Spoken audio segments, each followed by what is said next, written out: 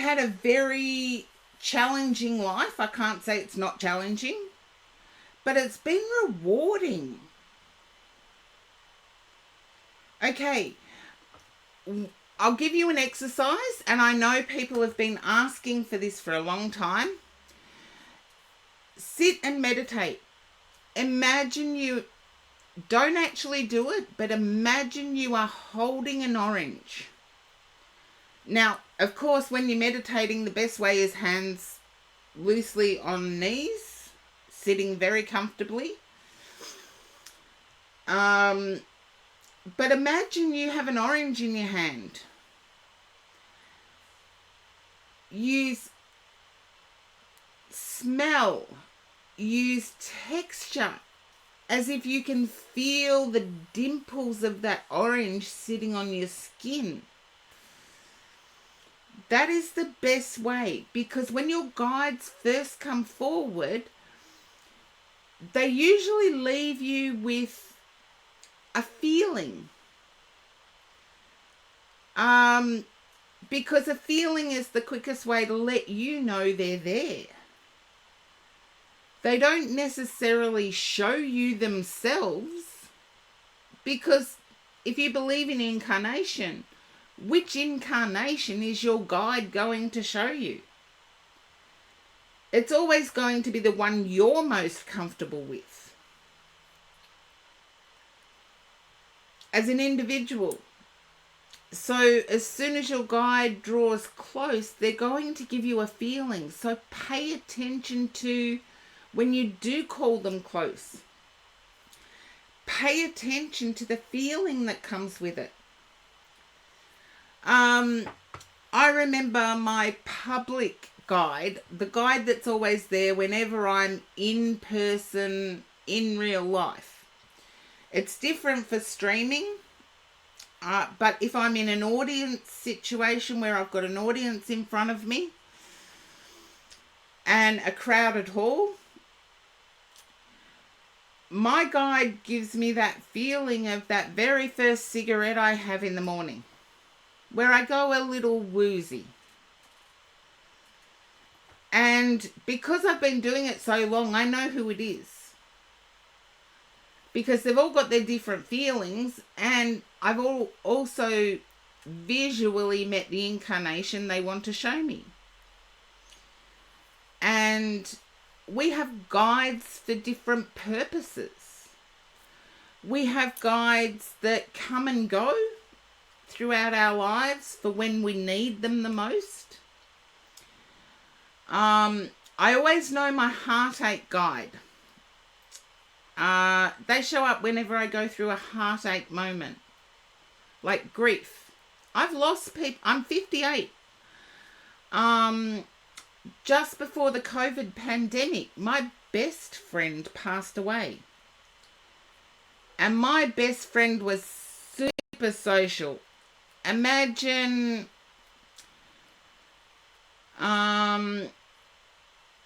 mosh pit diving. That was how super active this friend was. This friend would not have coped with COVID lockdowns, trust me. But it was, and still is, even though it was 5 years ago. This friend, it was one of the saddest things I've ever gone through. And I've lost family members. And yet this particular friend, we spoke every day without fail. Now, it might not have been through voice. It may have been through texting. It may have been through messaging, direct messaging. But we always connected every single day without fail. And yeah, I have a guide that comes in whenever I go through my sad moments. But that guide came through the exact same way when my dad passed away. I had a cousin who drowned when I was very young. And that cousin has come to me themselves, but always in the company of my heartache guide. So I've lived a very rich life. So my spirit guides have a lot to draw on.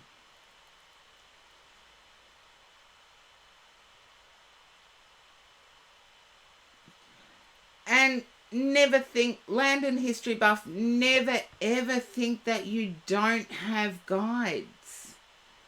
Because you do.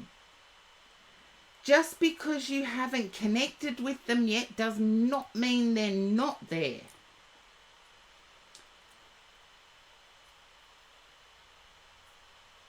I've always run this channel is that I don't spruik my accuracy. It's not for me to say how accurate I am. It's for the people receiving the reading to say. And for people receiving the reading, they're the ones that will share. I don't know if any of you have clipped anything today, but maybe you have, maybe you haven't. I'm not to know. It's the same with guides. We have to trust. We have to trust the process. No, you're ready when you say you're ready. Believe it or not, the physical conduit is in charge all the time. And if not, the physical conduit needs to take charge. Because there's no past, present, and future in the spirit world. There is also no AM, PM, sleep time, awake time in the spirit world. So unless we as the physical part of the spiritual don't take control, we can be woken up and disturbed and yes, I've been there. It's like a moth to a flame. If you're 100% open all of the time, you will never get rest. Because there's always some message to pass along. And the queue is empty. I thought it was, but had to check. I do know there is a medium that goes up to people in car parks and passes on messages.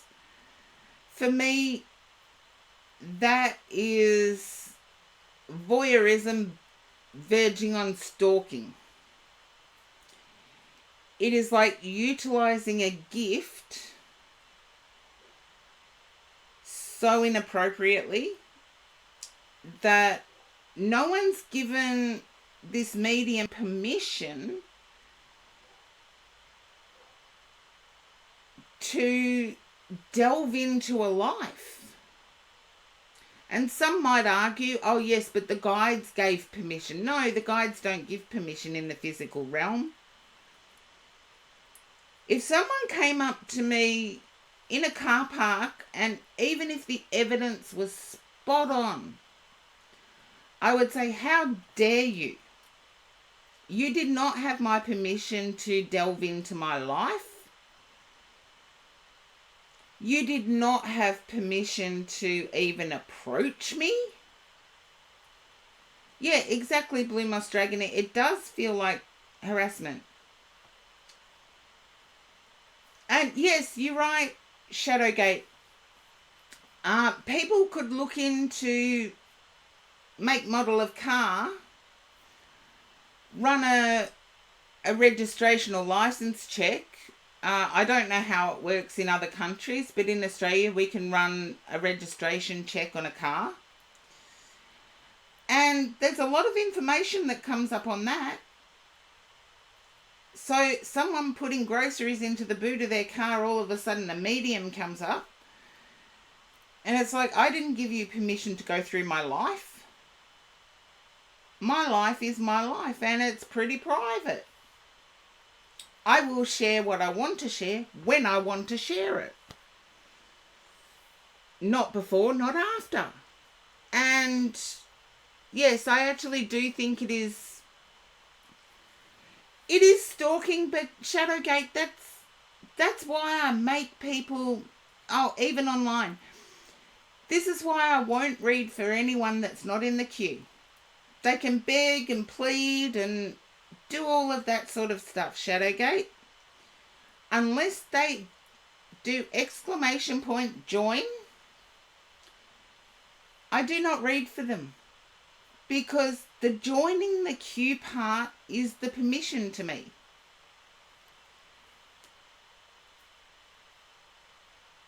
And it's why I love Twitch over any other social media platform, is that I'm reading the energy of handles.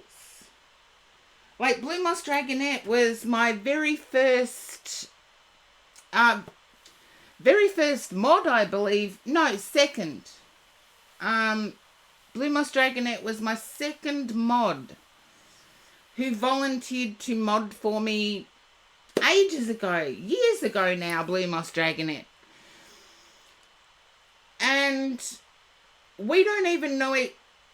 Well, you know my first name is Karen, of course, but I don't know Blue Moss Dragonette's first name.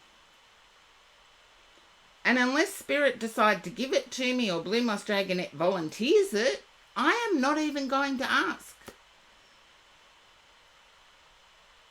And that's how I draw the line. And I actually prefer it that way, because the least I know about people, the freer my guides are to pass on the information.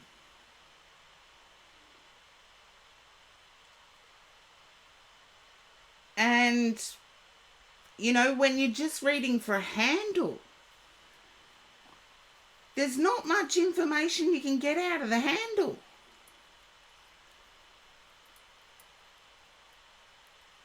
There's a few people,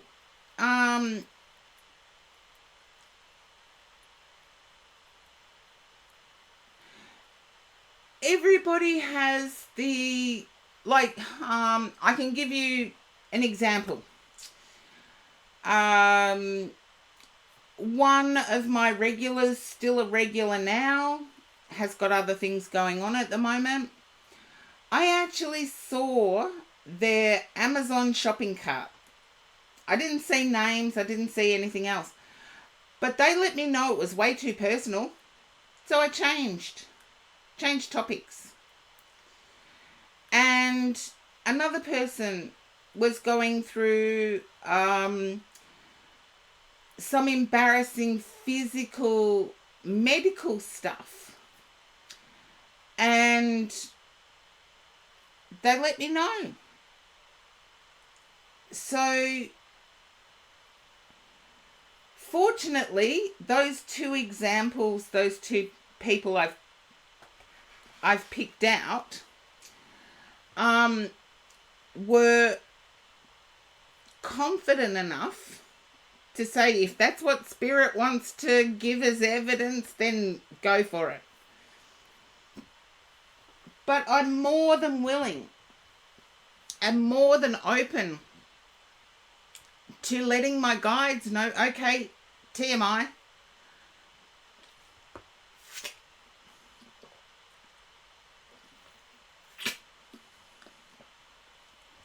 And I've seen some pretty bizarre things on Twitch. And if somebody was to let me know it was too much or too sensitive, I would stop. And I wouldn't clip it. Pretty much everybody that I've revealed anything sensitive or possibly embarrassing to,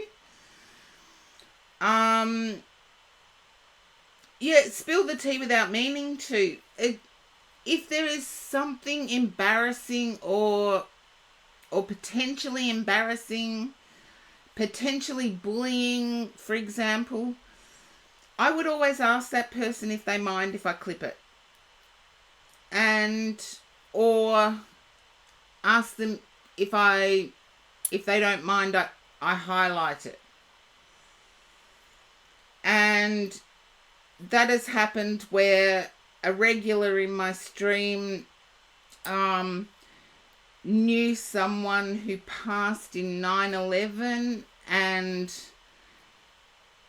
my guides told me it was the jumper, as in the person that jumped and was filmed, and they kept repeating it on, I know it's 24 years ago now, but I asked that person, they asked politely, or they responded politely, if I did not clip or highlight that piece of information, and I didn't. So it boils down to your personal ethics as well. So developing spiritually and developing ethically can work hand in hand. They don't necessarily have to work independently. They can coexist. And that's what comes from having spirit guide contact and contact with ancestors, as well as knowing that it's a public forum. And quite often my guides do know it's a public forum, and there has to be a very good reason. In the example I just gave about 9/11, it was preventing that person, that memory was preventing that person from revisiting New York State. And there was some sort of social gathering, and my guides were saying they need to attend. And in order for me to be credible in saying you need to attend, they had to give me some information as to why there was a reluctance to attend. Just as evidence for the person I was reading for.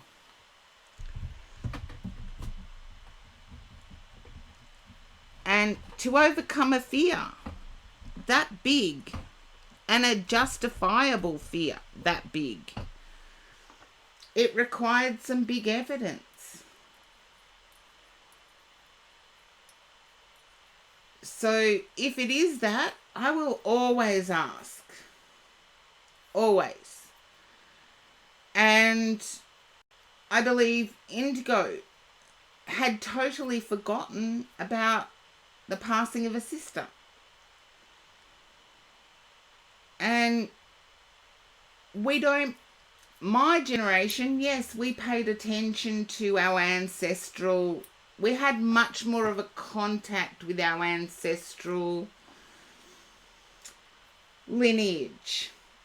And I think it was more to do with travel not being as speedy, communication being quite costly over distances. So we knew who had moved away. We knew who was local. We couldn't just call up anyone without, it was a pay-as-you-use system. So you had to pay for long-distance phone calls.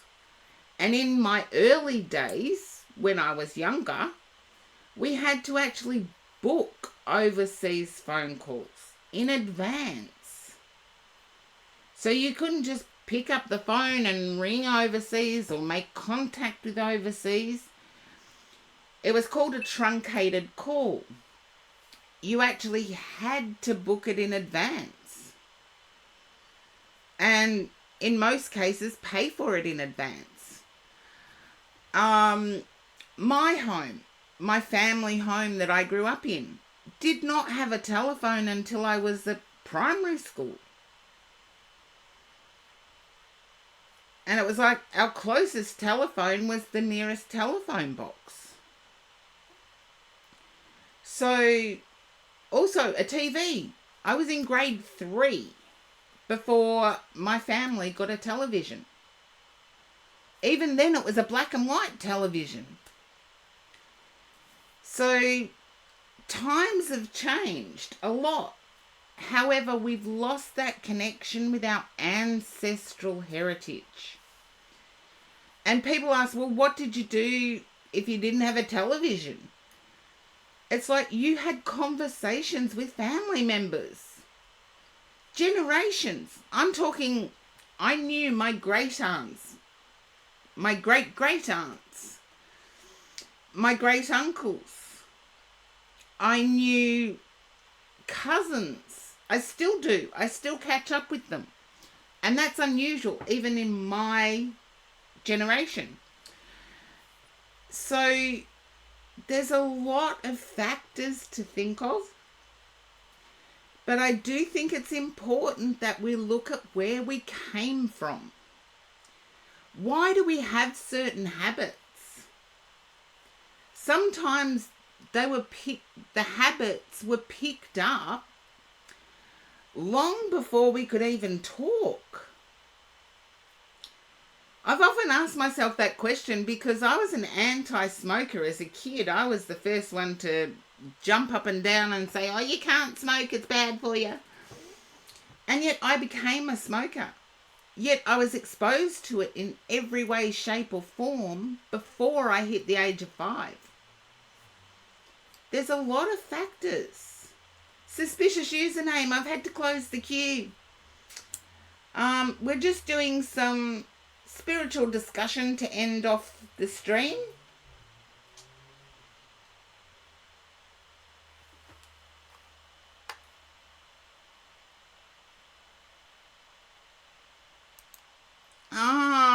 Thank you.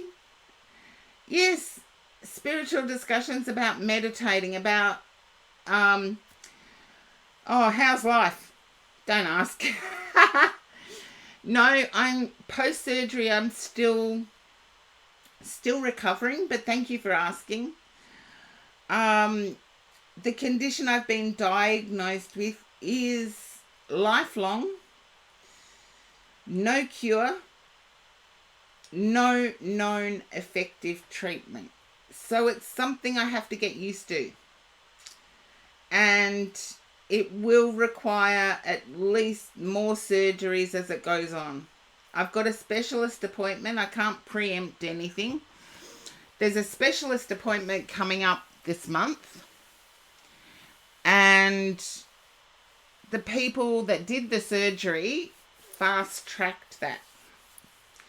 Because it's only just been diagnosed and it's believed I've had it for years. Yeah, it's been hard. My mind has had to come to grips with it. I've got a disorder that is not contagious. However, is the only known treatment is antibiotics, high dose antibiotics, like quadruple dose antibiotics. It's so rare, there's not much research into it, and the treatments are hit and miss. And 2 of the treatments that are known, I'm allergic to already. I know that. So I've just got to see how I cope long term. But I hope things are going well for you, suspicious username. And I will look at... Oh, thank you. I've just got to... You know, when these things happen in life, it's not that it happened. It's how we deal with it and move forward. I'm more concerned about my own mum, who, those of you who were around last week would have seen my mum on stream. If not, the VOD is saved. Go and have a look. You can see where genetically I get my youthful looks from. I've actually got more grey hair than my mum, believe it or not. So There were some comments about me looking older. It's because I haven't dyed my hair. Who dyes their hair just before they go in for an anesthetic? No one. Because it changes the colour and gets rid of it anyway. So, yes, I've got more grey hair than my mum. And, yes, people saying my mum looked younger than me. But, oh, thank you. Suspicious username, thank you. But it is life. It is life. We go through so many transformations. I can't call them tower moments, but we go through transformations, and it's a continual process. If we were to feel, I'll put it in tarot terms.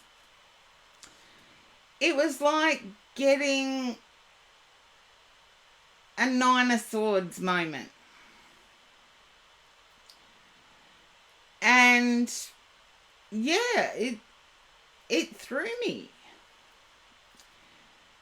I had two choices. I could either give up and wait to die, or I could work out how to work around it and still live, still have fun, still laugh, still have connections with friends, all of those sorts of things. And so, yes, I've had to work my way around it. But it brings me to a point. The wisdom we gain is what our guides can use to pass on information. And as far as the grey goes, no, I'm going to dye it out. The one thing I have loved all my life, even with all the hiccups I've had, I have naturally black hair, which is unusual for anyone of non-Asian descent. And I've always had black hair. And I'm going to dye it. It's the one thing I've always been super proud of. And so I am going to colour it.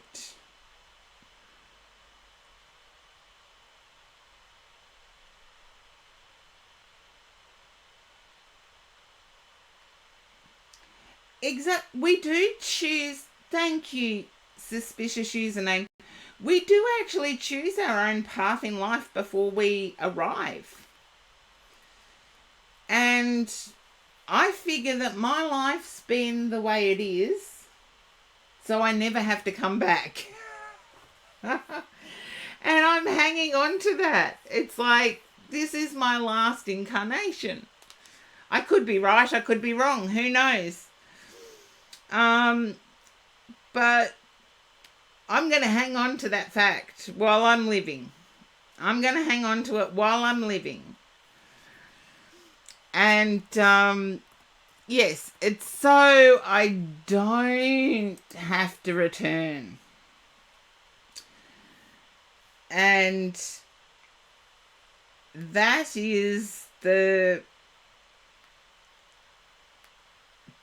where I'm sitting at the moment. It's so I don't have to return.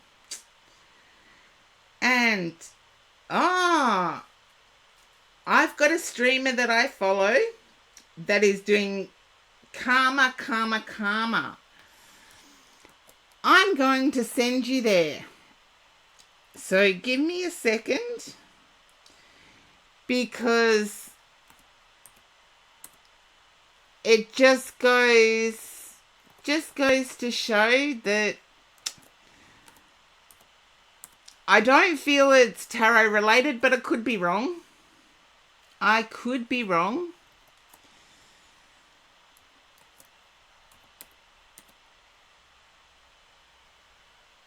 It's a mental health channel and a safe space. So Hopefully, you will all get something out of it.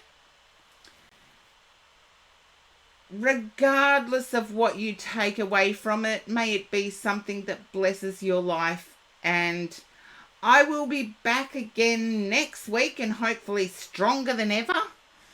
And until then, I wish the best for each and every one of you. Bye for now.